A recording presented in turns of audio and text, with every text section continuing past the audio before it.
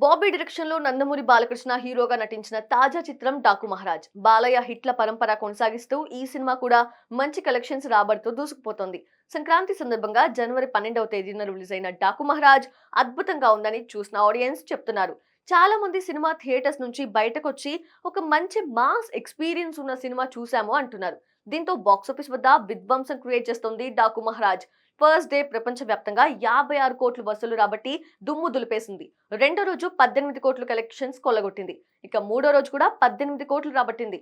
మొత్తంగా 3 రోజుల్లో 92 కోట్ల గ్రాస్ వసూలు చేసినట్లుగా మేకర్స్ అధికారికంగా ప్రకటించారు.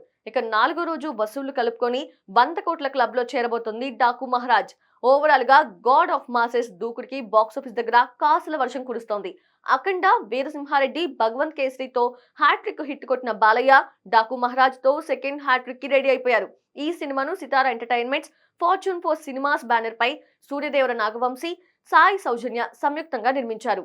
ఇందులో బాలయ్య సరసన ప్రజ్ఞా జైస్వాల్ హీరోయిన్ గా నటించింది. శ్రద్ధా శ్రీనాథ్, చాందిని చౌదరి, ఉర్వశి రౌతేలా, బాబీ డియోల్ కీ రోల్స్ పోషించగా తమన్ సంగీతం అందించాడు. మొత్తంగా డాకు మహారాజ్ థియేటర్స్ వద్ద మాస్ తాండవం చూపిస్తున్నాడు.